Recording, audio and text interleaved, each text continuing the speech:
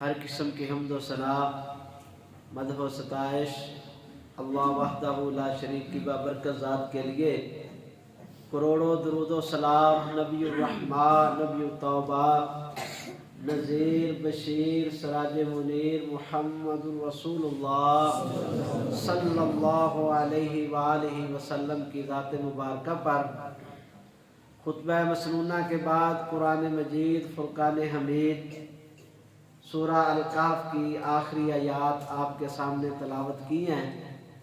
اللہ تبارک و تعالیٰ سے دعا ہے کہ وہ پروردگار اپنی رحمت، فضل، عنایت اور توفیق کے ساتھ جو میں عرض کرنا چاہتا ہوں شرح صدر سے عرض کرنے کی توفیق عطا فرمائے، اور وہ مالک اپنی رحمت کے ساتھ کہنے والے اور سننے والوں کو عمل کی توفیق عطا فرمائے۔ اللہ تبارک و تعالیٰ کی بابرکت ذات کا بے حد و حساب شکر گزار ہیں جس مالک نے صحت اور ایمان کی حالت میں اپنے گھر کی حاضری جو ہے وہ ہمیں عطا فرمائی، اور اپنی عبادت کے لیے اللہ تبارک و تعالیٰ نے ہمیں اپنے گھر میں آنے کی توفیق عطا فرمائی۔ وللہ الحمد، اور اللہ تبارک و تعالیٰ ہی کا یہ خاص فضل اور اس کا احسان ہے کہ ہم بیماری کی حالت میں نہیں ہیں، ہم کسی مقدمے تکلیف اور دکھ میں نہیں ہیں۔ اللہ تعالیٰ کی رحمت سے ایمان، صحت اور سلامتی کے ساتھ اس کے گھر میں حاضر ہوئے ہیں۔ اللہ اپنی رحمت سے ہمارا اپنی عبادت کرنا قبول فرما۔ یا اللہ تو اپنی رحمت سے ہمارے آج کے دن کی عبادت کو اپنی بارگاہ میں قبول فرما کر اپنی رحمت سے ہمیں جہنم سے محفوظ فرما کر اپنی جنت کا داخلہ عطا فرما۔ اللہ تبارک و تعالیٰ کی رحمت، اس کی برکت سے ہی تمام نیک اعمال جو ہیں وہ انسان انجام دیتا ہے۔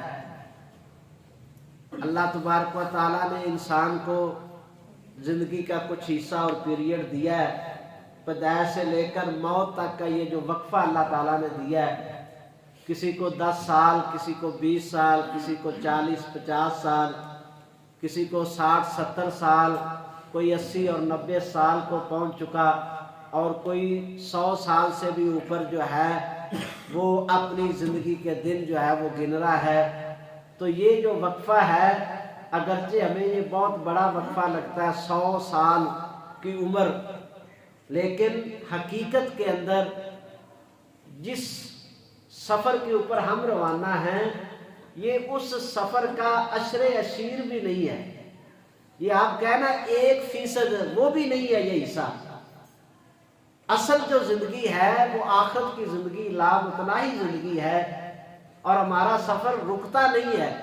یہ صرف موت کے بعد ایک جہان سے دوسرے جہان کے اندر ہم منتقل ہو جاتے ہیں، اور انسان جو ہے یہ مختصر سا جو وقفہ اللہ نے دیا ہے جس کو دارالامتحان بھی کہا جاتا ہے، یوں کہہ لیجئے کہ یہ 40-50-60 سال کی زندگی جس کو اللہ تعالیٰ نے دے دی اور پھر وہ اپنے رب کو راضی نہ کر سکا، یہ اصل کے اندر انسان جو ہے وہ خسارے والا ہے۔ اپنے رب کو راضی کرنے والا انسان جو ہے وہی لامحدود اور لامتناہی جو اللہ تبارک و تعالیٰ نے آخرت کی نعمتیں بنائی ہیں ان کو حاصل کرنے والا ہوگا۔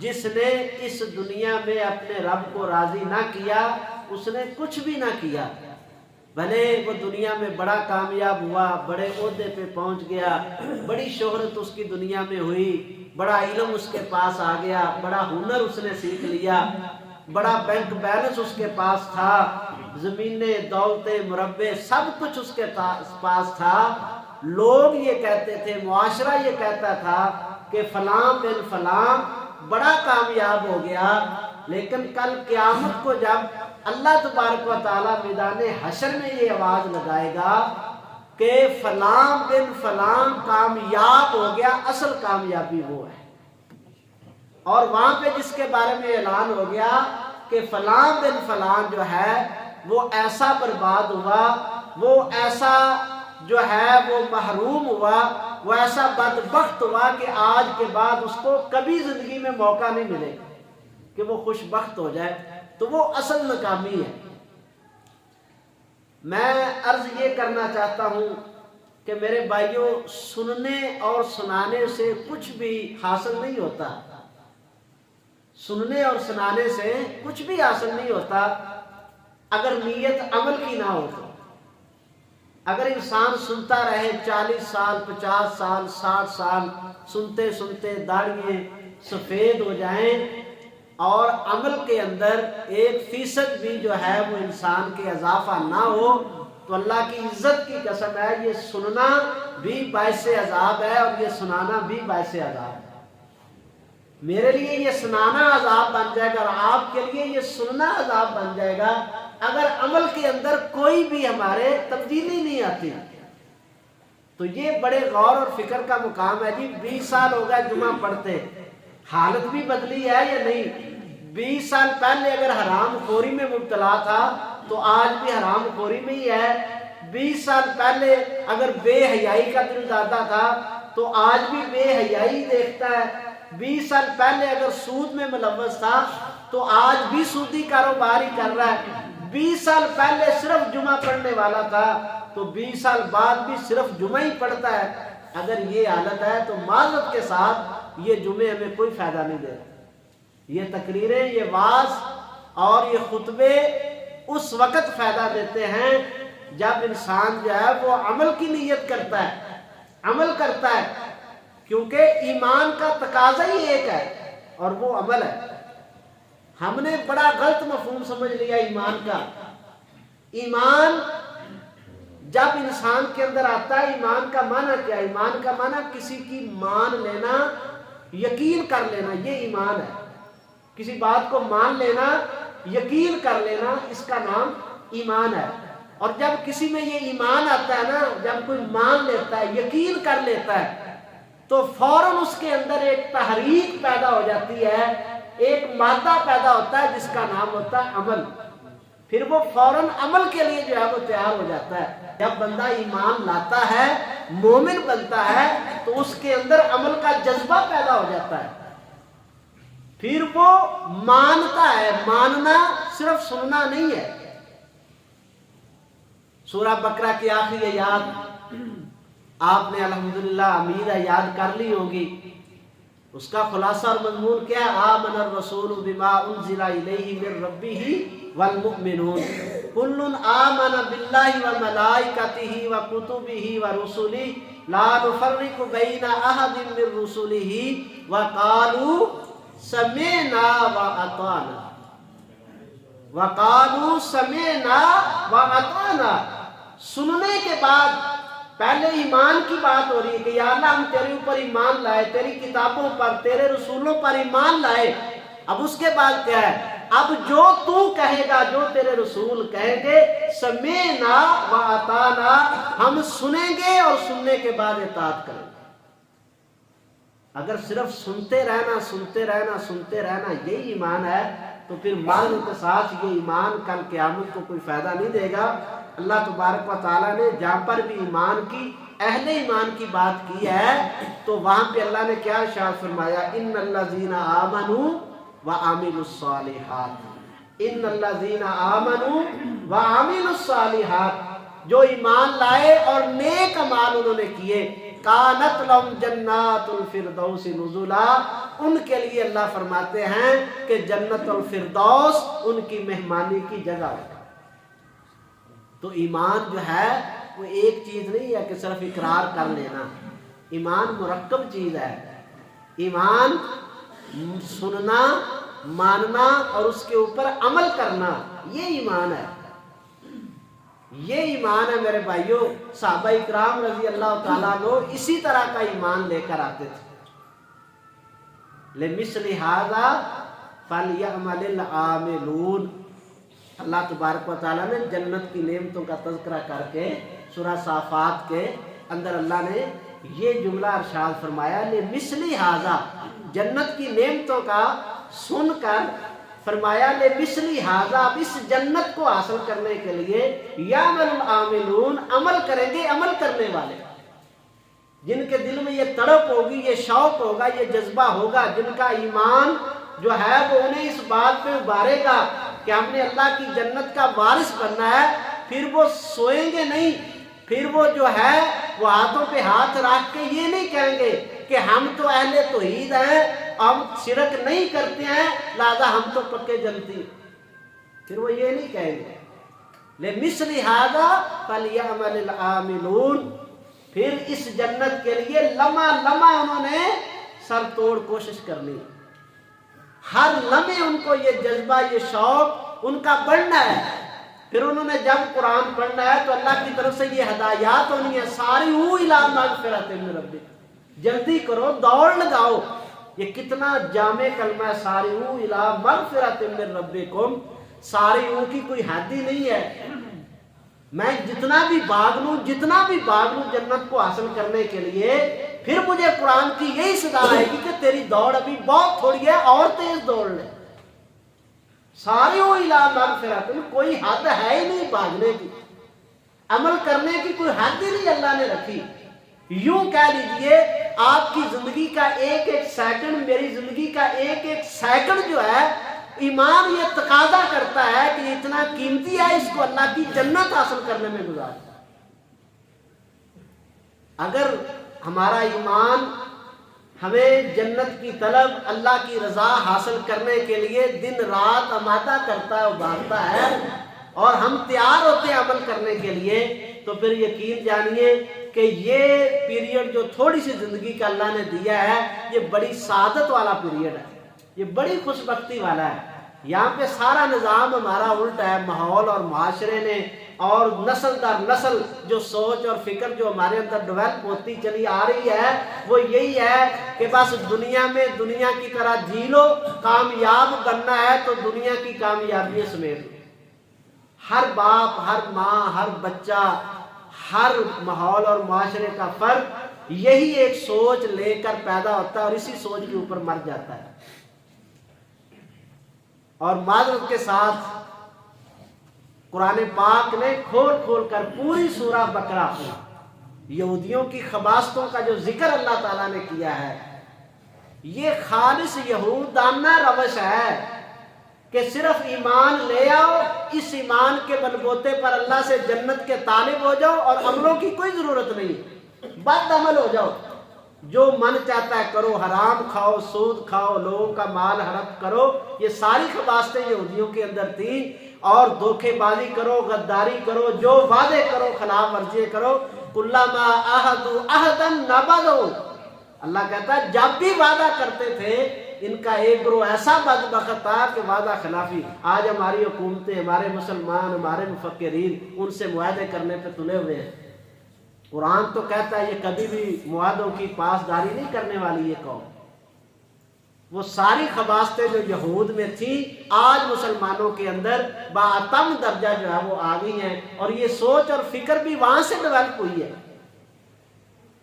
یہ سوچ اور فکر کہ دنیا جس قدر زیادہ آئے گی اتنا ہی زیادہ کامیابی ہوگی، یہ یہودیوں کی روش تھی۔ بس یہ عقیدہ ان کا تھا کہ تم ایمان لا چکے ہو، تم نبیوں کو ماننے والے ہو، اب جنت ہے ہی تمہارے لیے، اب زندگی جو گزارنی ہے نا وہ اپنی من ماننے کی گزارنی۔ وہ یہی کہتے تھے نانو ابناء اللہ و احباہ، ہم تو اللہ کے بیٹے ہیں، نعوذ باللہ۔ اس قدر یعنی کہ بد عقیدگی ان کے اندر آ چکی تھی کہ وہ اپنے آپ کو اس قدر قابل، اتنا فخر اور غرور اپنے اوپر کرتے تھے کہ وہ کہتے تھے ہم تو اللہ کے بیٹے اور اس کے پیارے۔ یہ عقیدے کا غرور اور فخر ہماری بھی تباہی اور بربادی کا سبب ہے۔ دنیا جہان کی بد عملی، میں حیران ہوں اس بندے کے اوپر، اس سوچ کے اوپر جو یہ کہتا ہے کہ جی نماز تو چلو ٹھیک ہے پڑھنی چاہیے، لیکن شرک نہیں ہے نا تو لہذا ہماری تو معافی ہے۔ کس قرآن کے اندر تھا، کس حدیث کے اندر تھا؟ چلو میں یہ نہیں کہتا وہ اللہ تعالیٰ کی رحمت ہے، وہ جس کو معاف کرے وہ کر سکتا ہے، وہ جس کو پکڑے پکڑ سکتا ہے۔ نہ میں جنت کسی کو دے سکتا ہوں، نہ آپ کسی کو جنت میں جانے سے روک سکتے ہیں، یہ خالص اس اللہ تعالیٰ کا اختیار ہے۔ لیکن جو قوانین، جو قاعدے، جو قرآن، جو رسول اللہ نے ہماری طرف بھیجے ہیں، جو اللہ نے ہمیں تعلیم دی ہے ہم اس کے پابند ہیں. اس کے تناظر میں ہمیں فکر رہنی چاہیے کہ ہم جنت کے راستے پہ ہیں یا نہیں، ہماری دوڑیں جنت کے راستے پہ لگ رہی ہیں یا جہنم کے راستے کی طرف بھاگ رہے ہیں. ہمارے 24 گھنٹوں میں کتنا وقت ہے جو ہم آخرت کو دے رہے ہیں اور کتنا وقت ہے جو دنیا کو ہم دے رہے ہیں. دن رات سوچیں فکریں، یہ پورے کے پورا آپ کیلکولیشن کر کے دیکھیں. میرا وقت، میرا مال، میری اولاد، میری اپنی جان اور میری جو ہے ساری کی ساری جتنی میرے اندر اللہ تعالیٰ نے صلاحیتیں رکھی ہیں وہ ساری کی ساری آخرت کے لیے کتنی خرچ ہو رہی ہیں اور دنیا کے لیے کتنا وقت میں دے رہا ہوں. یہ سوچ اور یہ فکر جو ہے وہ پیدا ہونی چاہیے. اللہ تعالیٰ آپ کے اندر اور میرے اندر یہ سوچ اور فکر پیدا فرما دے اور اپنی رحمت سے اللہ تعالیٰ ہمیں اللہ اکبر کبیرہ. نبی پاک علیہ الصلوۃ والسلام ارشاد فرمایا کرتے تھے کہ دنیا کے بھی کچھ بیٹے ہیں اور کچھ آخرت کے بھی بیٹے ہیں. کن ابناء الآخرہ، لیکن تم آخرت کے بیٹے بن جاؤ. آخرت کے بیٹے. اب بیٹا اور ماں کا تعلق آپ جانتے ہیں، بیٹے کو ماں سے کتنی محبت ہوتی ہے اور ماں کو بیٹے سے کتنا پیار ہوتا ہے. تو وہی پیار ہم آخرت سے کر لیں گے تو ہم آخرت کے بیٹے ہوں گے، اور وہی پیار اگر ہمیں دنیا کے ساتھ ہے تو پھر ہم دنیا کے بیٹے ہیں.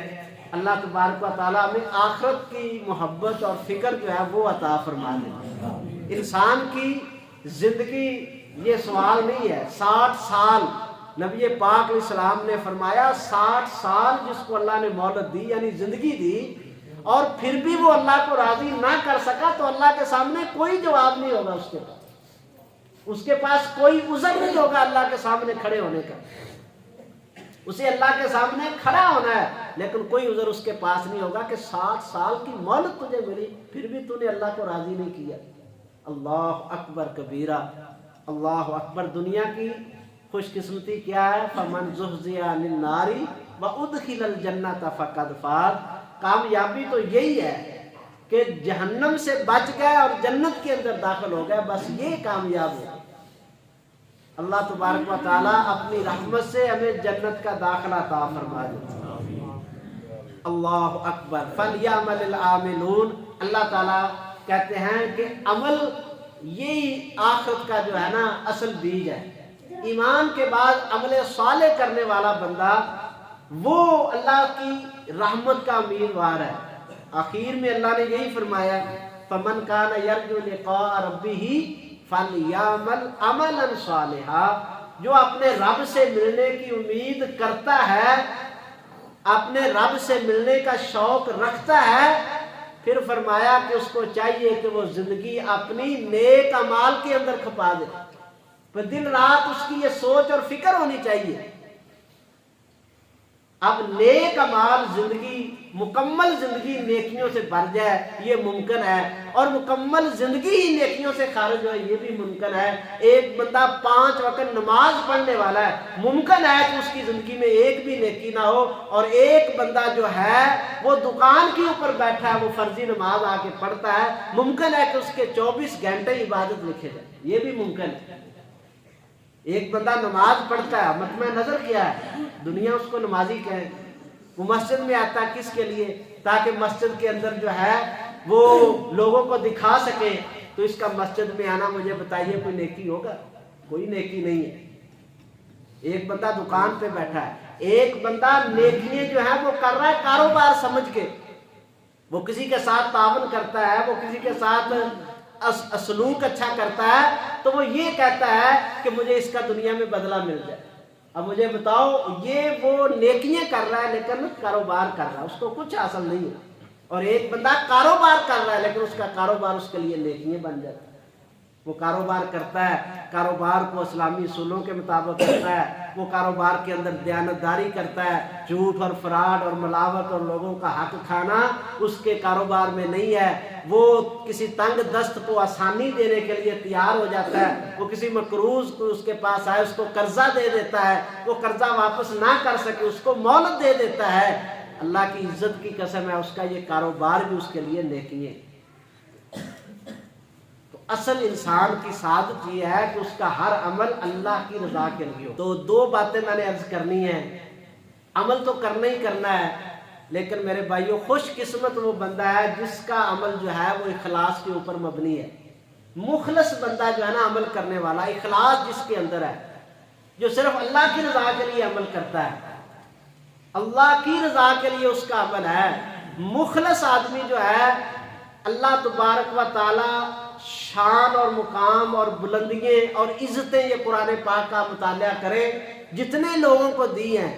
ہم بلند ہونے کے لیے حرکتیں کرتے ہیں، الٹی حرکتیں کرتے ہیں، شرارتیں کرتے ہیں، حسد اور بغض. ہم لوگوں کو گرا کے خود اوپر ہونا چاہتے ہیں. ہمارے ماحول اور معاشرے میں اگر آپ دیکھیں تو پورا سسٹم اس کے اوپر چل رہا ہے. ایک بڑا ادارہ باقی چھوٹے اداروں کو گرانے کے اوپر لگا ہے، ان کو گرا کے خود بڑا بننا ہے. ایک سکول کو دیکھ لے وہ دوسرے سکولوں کو گرانے کے چکر میں ہے. تو ایک دکان والے کو دیکھ لو وہ دوسری دکانوں والوں کو گرانے کے، ایک رشتہ دار کو دیکھ لو وہ دوسرے رشتہ داروں کو نیچا کر کے خود اوپر ہونا چاہتا ہے. ہم نے شان اور مقام اور بلندی پانے کا یہ معیار پتہ نہیں کہاں سے لے لیا ہے کہ لوگوں کو نیچا کرو گے تو تم اوپر ہوگے.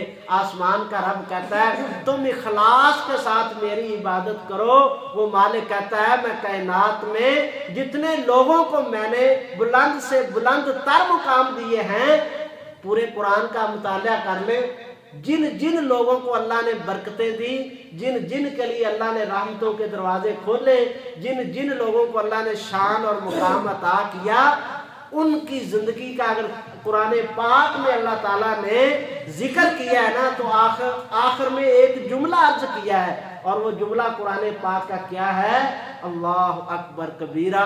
وہ جملہ یہ ہے انہ من عبادنا المخلصین. جس کو اللہ نے بلندی دی ہے، جس کو شان عطا کیا ہے، جس کو اللہ تبارک و تعالیٰ نے رحمتیں اور برکتیں عطا کی ہیں، ان کی زندگی کا نچوڑ اللہ نے بیان کیا انہ من عبادنا المخلصین، کہ یہ میرے مخلص بندوں میں سے.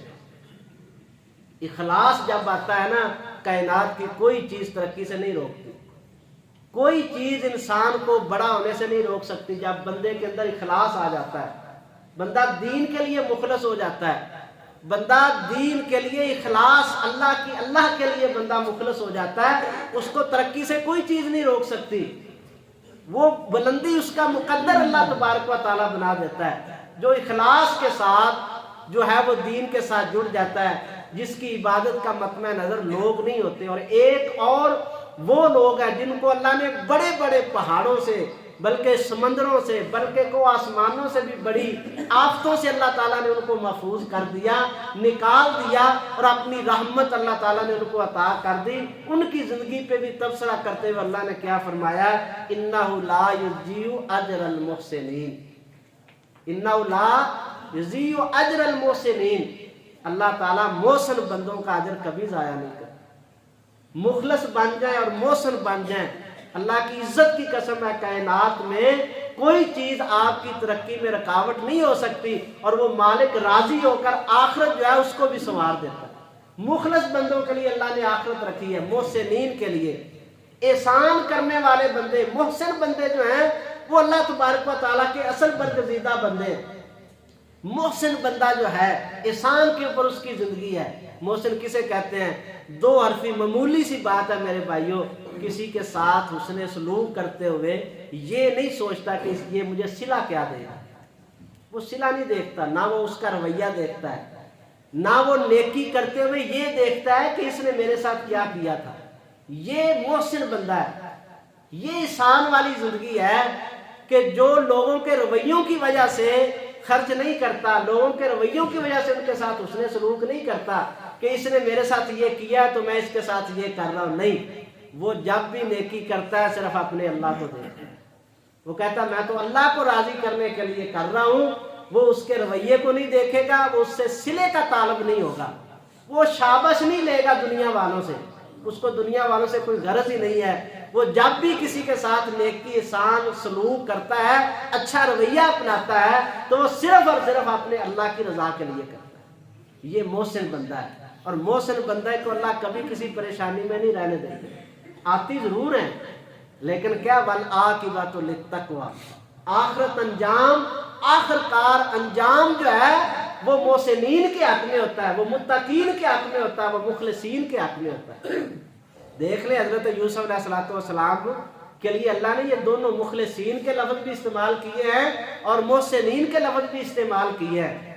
کتنی بڑی کرب اور کتنی بڑی المناک صورتحال میں بچپن کے اندر کوئی بچہ دریا جو ہے کنویں کے اندر گرا دیا جائے اور یوں سمجھے کہ ایک پورے صحرا کے اندر وہ کنواں ہے جہاں پہ زندگی کے کوئی اثرات نہیں ہیں، وہ مالک وہاں سے اٹھا کر محلات کے اندر لے جائے اور محلات کو بھی اللہ تعالیٰ وہاں سے اٹھا کر اللہ تعالیٰ بادشاہی کے تخت کے اوپر بٹھا دے، پھر اللہ تعالیٰ نے یہ ارشاد فرمایا اِنَّهُ لَا يُضِيعُ أَجْرَ الْمُحْسِنِينَ، اللہ محسنین کے اجر کو ضائع نہیں کرتا۔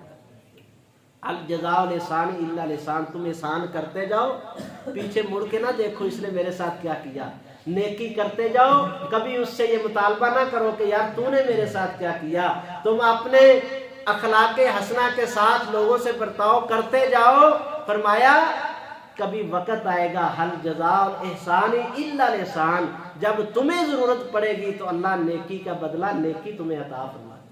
اللہ تعالیٰ تمہارے اجر کو ضائع نہیں کرے گا، اللہ نیکی کا بدلہ نیکی ہی دیتے ہیں، اللہ تبارک و تعالیٰ کسی کا نہیں رکھتے ہیں۔ تو یوسف علیہ السلام کی زندگی نمونہ ہے، کیسے بھائیوں نے ظلم کیا، کیسے دریا میں ان کو ڈالا کنویں کے اندر، کیسے وہ بیچارے جو ہے وہاں سے نکلے اور پھر جو ہے وہ مصر کے اندر بکے اور پھر وہ جو ہے غلام بنے۔ یہ ساری تکلیفیں ہیں، جب بھائی سامنے آئے تو ایک کلمہ بھی زبان سے نہیں تھا۔ یہ ہے احسان والی زندگی، یہ ہے محسنین والی زندگی۔ اللہ اکبر کبیرہ، اللہ اکبر کبیرہ۔ احسان والی زندگی، مخلصین والی زندگی جو ہے نا، اس کا ایک بہت بڑا پہلو جو ہے وہ یہ ہے کہ آپ زندگی میں یہ ذہن اور ارادہ بنا لیں کہ یہ لڑنا جھگڑنا، ہر بات کا جواب دینا، ہر بندے کے ساتھ جو ہے گرے دست و گریبان ہونا، ہر بات کے اوپر اچھل کود کر جو ہے وہ لڑائی اور جھگڑے تک پہنچ جانا، یہ مخلصین اور محسنین کا کردار نہیں۔ ہر بات کا جواب دینا اور خود سچے ہونا، یا خود سچے ہو بھی تو سچے ہونا، یہ ضروری نہیں ہے کہ ہر بندہ آپ کو سچا مان لے۔ اور نہ ہی آپ دیکھیں آپ باہر جا رہے ہیں، چنگچی والا آیا پیچھے سے آپ کے اندر ٹکر لگ گئی، اب آپ اس کو کہتے ہیں یار یہ تو نے کیا کیا، میں تو راستے کے سائڈ پہ چل رہا تھا تو نے یہ مجھے کیوں مارا، مجھے بتاؤ وہ اپنی غلطی مان لے گا، سچ بتاؤ کہ وہ غلطی مانے گا اپنی۔ آپ اس کے ساتھ ایک گھنٹہ بحث کر لیں، وہ آپ کی غلطیاں نکالی جائے گا، آپ اس کی نکالی جائیں گے، وہ مانے گا نہیں۔ تو یہ فضول بحث کے اندر پڑ جانا اور بات بات پہ الجھتے رہنا، یہ محسنین اور مخلصین کا جو ہے وہ کردار نہیں ہے۔ مخلص اور مومن اللہ اکبر ہزار باتیں بھی کرتا ہے نا، وہ 1000 کی 2000 نہیں سناتا، بلکہ وہ خاموشی کے ساتھ گزر جاتا ہے۔ کیوں؟ اس لیے کہ لڑائی اور جھگڑا، نبی پاک علیہ السلام نے ارشاد فرمایا بندے کے دین کو ایسے مونڈ دیتا ہے جیسے کوئی استرے کے ساتھ اپنے سر کو مونڈ دیتا ہے۔ فتنہ فساد کرنے والا، لڑائی جھگڑا کرنے والا، ہر بات پہ جواب دینے والا جو ہے بندہ، اس کے پلے میں دین نہیں رہ جاتا۔ ہماری نمازیں بے ذوق کیوں ہیں، ہمارے سجدوں کے اندر لطف کیوں نہیں ہے، اور ہمارے ذکر کے اندر طاقت اور قوت کیوں نہیں ہے، اور ہماری نمازوں کے اندر شفا کیوں نہیں ہے؟ اسی وجہ سے ہے کہ ہم اللہ اکبر ان بیماریوں کے اندر پڑے ہوئے ہیں۔ اللہ تعالیٰ سے دعا کرے اللہ تعالیٰ ہمیں ان سے محفوظ فرما لے۔ اور آخری چھوٹی سی بات، جہاں پہ ہم نے لڑائی اور جھگڑے سے اور احسان جتلانے سے جو ہے نا پرہیز کرنا، وہاں پہ ایک چھوٹی سی اور بات، چھوٹی میں اس لیے کہہ رہا ہوں کہ وقت بالکل تھوڑا ہے میرے پاس، جو قرآن میں بات آئی ہے وہ روئے زمین کی سب سے بڑی بات ہے، وہ چھوٹی نہیں ہے۔ یہ رنگ اور نسل کے تانے دینا، بات بات پہ مذاق کرنا، یہ بھی انتہائی کبھی ترین حرکت ہے۔ اللہ تعالیٰ نے قرآن پاک کے اندر فرمایا بئس اسم الفسوق بعد الایمان فمن لم یتب فاولئک هم الظالمون۔ اللہ اکبر۔ فرمایا کہ ایمان کے بعد سب سے بری بات یہ ہے جو تم کر رہے ہو، ہنسی مذاق کرنا، بیہودہ مذاق کرنا، لوگوں کو کسی کو رنگ کا تانا، کسی کو نسل کا تانا، کسی کو قد کا تانا، کسی کو غربت کا تانا، کسی کی حقارت کرنا، اللہ فرماتا ہے اگر تم نے توبہ نہ کی تو میں تمہیں ظالموں کے صف میں کھڑا کروں گا۔ اور یہ ہر گھر کے اندر، ہر ماحول اور معاشرے کے اندر ہے۔ ایک دوسرے کی برائیاں کرتے جانا، ایک دوسرے پہ مذاق کرتے جانا، ہٹ کرتے جانا، تان و تشنیع کرتے جانا، فلاں نے یہ کیا، فلاں نے یہ کیا، اور وہ بیٹا اور بیٹی بڑے ہمیں پیارے لگتے ہیں جو پوری برادری کی برائیاں ہمارے سامنے کریں، کہتے ہیں جی ماشاءاللہ اے پتر بڑا نیک۔ یہ ہمارے گھروں میں تربیت ہوتی ہے۔ نبی پاک علیہ السلام کیسے تربیت کرتے تھے؟ اما عائشہ صدیقہ رضی اللہ تعالیٰ عنہ نے ایک دفعہ کسی امہات المومنین میں سے کسی کے بارے میں یہ کہہ دیا، ان کا قد چھوٹا تھا تو یہ کہہ دیا کہ وہ چھوٹے قد والی، وہ ٹھینگنی، نعوذ باللہ، یہ کلمہ ان کی زبان سے نکلا۔ میرے نبی نے کیا فرمایا؟ ایسا تم نے ایسا کلمہ زبان سے نکالا ہے لو موزجت فی البحری، فرمایا کہ اگر سمندر کے اندر اس کو کلمے کو ڈال دیا جاتا تو سمندر جو ہے وہ بھی کڑوا ہو جاتا۔ اتنی ناراضگی کا اظہار کیا ایک کلمے پر، اتنا کہہ دیا کہ وہ ٹھینگنی سی جو اس نے یہ بات کی ہے، اتنا کلمہ۔ ہم چپ کراتے ہیں کسی کو؟ ماں اپنی بیٹی کو بڑے مزے سے سنتی جائے گی، فلاں نے یہ کیا، فلاں یہ ہے، فلاں وہ ہے، فلاں کی بیٹی ایسے ہے، وہ بیٹا آئے گا تو وہ بھی یہی باتیں کرے گا، کوئی اور بہن آ جائے گی وہ بھی سارا دن غیبتیں سنیں گے، برائیاں سنیں گے، مذاق کریں گے۔ کوئی ماں باپ یہ نہیں کہے گا کہ بیٹا نہیں یہ بات نہ کرو۔ نبی پاک علیہ السلام نے یہ تربیت کی تھی۔ تو یہ بےہودہ مذاق کرنے، رنگ نسل کے تانے دینے اور یہ بات بات پہ لوگوں کی حقارت کرنا، آپ حیران ہوں گے۔ یہ آخری حدیث مبارکہ سن لیں، اللہ کرے ہمارے دلوں میں یہ بات سمجھ آ جائے۔ نبی پاک علیہ السلام نے فرمایا بحسب امرئ من الشر، فرمایا کہ آدمی کے گندا ہونے کے لیے زانی صرف گندا نہیں ہوتا، چور اور شرابی صرف گندا نہیں ہوتا، ڈاکہ ڈالنے والا ہی صرف گندا نہیں ہوتا۔ فرمایا جو کسی مسلمان بھائی کی حقارت کرتا اللہ کی نظر میں وہ بھی گندا ہوتا، وہ بھی اللہ کی نظر میں گندا ہے۔ جو مسلمان بھائی کی حقارت کرتا ہے اس کے دماغ میں یہ بات اڑی ہوئی ہے کہ بس اس کے علاوہ تو دنیا میں پاک صاف ہے ہی کوئی نہیں۔ اور سب سے بڑا بیوقوف وہ ہوتا ہے جو یہ سمجھے کہ میں سب سے زیادہ پاک ہوں، میں سب سے زیادہ اصول پرست ہوں، میں سب سے زیادہ جی حق پر ہوں۔ یہ کئی لوگوں کو یہ بات بھی پھنسی ہوتی ہے، میں سب سے بڑا عالم ہوں۔ اس طرح کی سوچ رکھنے والا بندہ گویا کہ وہ خود سرٹیفکیٹ اپنے آپ کو دے رہا، پوری دنیا کو وہ کہہ رہا کہ وہ غلط ہے۔ یہ سوچ نبی پاک اسلام نے، قرآن نے، حدیث نے ہمیں کہیں بھی نہیں دی۔ قرآن نے تو یہ کہا وَلَا تُزَكُّوا عَلَىٰ أَنفُسِكُمْ، اپنے نفسوں کا تزکیہ نہ پیش کیا کرو، اللہ عالم، اللہ زیادہ جانتا ہے کون پاک ہے۔ یہ تو اس مالک کا مہربانی ہے، اس کا کرم ہے کہ اس نے ہمارے پردے رکھے ہوئے ہیں، ورنہ اگر وہ پردے کھول دے تو آج شاید ہم ایک دوسرے کے سامنے بیٹھنے کے قابل بھی نہ ہو۔ یہ تو اس مالک کا کرم ہے نا، اس نے پردہ پوشی کی ہوئی ہے ہماری۔ تو جب وہ پردہ پوشی کرتا ہے نا تو ہمیں بھی لوگوں کے ابوں کی پردہ پوشی کرنی چاہیے، نہ کہ ان کو چھاڑنا چاہیے، ابھارنا چاہیے۔ تو اللہ تبارک و تعالیٰ سے دعا ہے کہ اللہ تعالیٰ جو میں نے عرض کیا ہے، عرض کرنے کا مقصد جو تھا وہ آج یہی تھا کہ صرف ایمان کا دعویٰ لے کے بیٹھے رہنا اور کوئی انسان اعمال صالحہ کی طرف توجہ نہ کرے۔ جی 5 وقت کی نماز جو بندہ نہیں پڑھ سکتا اس نے کیا ایمان لایا ہے؟ ایمان کا معنی ماننا، ایمان کا معنی دوڑنا، ایمان کا معنی ہر بات کو قبول کر کے عمل کے لیے آمادہ ہونا۔ جو بندہ 5 وقت نماز نہیں نہ پڑھتا، یہ اللہ کی عزت کی قسم اس کا ایمان خطرے میں ہے، خطرے میں ہے جی۔ اور جو بندہ نماز کو لیٹ کر کے پڑھتا ہے، نماز کی فکر نہیں کرتا، پڑھ لی کبھی جماعت سے پڑھ لی، کبھی نہ پڑھی، کبھی بیٹھے رہے، کبھی گھر میں لیٹ ہو گئی، کبھی دکان پہ لیٹ ہو گئی، کبھی رشتہ داروں میں لیٹ ہو گئی، کبھی مہمان آ گیا تو لیٹ ہو گئی، وہ بندہ بھی خطرے کے اندر ہے۔ وَيْلٌ لِّلْمُصَلِّينَ الَّذِينَ هُمْ عَنْ صَلَاتِهِمْ سَاهُونَ، اللہ کا قرآن کہتا ہے ہلاکت ہے ان نمازیوں کے لیے جو اپنی نمازوں کے معاملے میں غفلت کا شکار ہے۔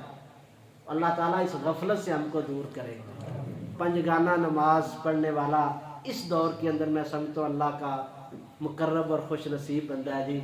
हर वक्त रो के दुआ किया करें, अल्लाह हमारी औलादों को नमाजी बना दे, या अल्लाह हमारी औरतों को नमाजी बना दे, हमारी बच्चियों को नमाजी बना दे। वो घर बायसे बरकत है जिस घर में औरतें सजदा करती हैं, फजर की नमाज सूरज निकलने से पहले उठ के पढ़ती हैं, ईशा की नमाज पढ़ के सोती हैं। अस्कल सलात अलल मुनाफिकीना सलातुल इशाई वल फजर, फरमाया नफाक के धब्बे हैं, ईमान नहीं है उस बंदे के अंदर जिसकी फजर बिस्तर पे जाया होती है, जिसकी ईशा जाया हो जाती है। मुनाफिक निफाक है उसके दिल के अंदर, उसके पास ईमान नहीं है। अस्कल सलाती अलल मुनाफिकीना, फरमाया मुनाफिकों के ऊपर 2 नमाजें पढ़ी पाई। हम देखें जी, हम पढ़ते हैं, हमारी औलादें पढ़ती हैं, जवान बच्चे बच्चियाँ, हमारे घर की औरतें क्या नमाजों का अहतमाम करती हैं। यार दुनिया के हर चीज़ के, मैं कहता हूँ आलू प्याज टमाटर की फिक्र होती है हमें, लेकिन नमाज इतना बड़ा अमल था जिसकी अहमियत आज आलू और प्याज इतनी भी हमारे घरों में नहीं है। प्याज सही ना कटा हो ना तो शोर मचा देते हैं, लेकिन अगर नमाज उसने ना पढ़ी हो तो कभी नहीं कहा उसको कि तूने नमाज क्यों नहीं पढ़ी। औरतें बहाने बना देती हैं, जी मैंने तो हांडी पकानी थी। मैं कहता हूँ ना पकाए उस हांडी से जो आपकी असर की नमाज ज़ाया करा दे, उस हांडी से बेहतर था बंदा खाक खाए, सवा बंदा अपने टेढ़े च पा लवे, वो बेहतर है उस हांडी से जो हांडी नमाज को ज़ाया करा दे। ये फिक्र करें हम अपने औलादों की, अपने घरों की। अल्लाह ताला अपनी रहमत से हमें इसकी तौफीक अता फरमाए। व आखिर दावाना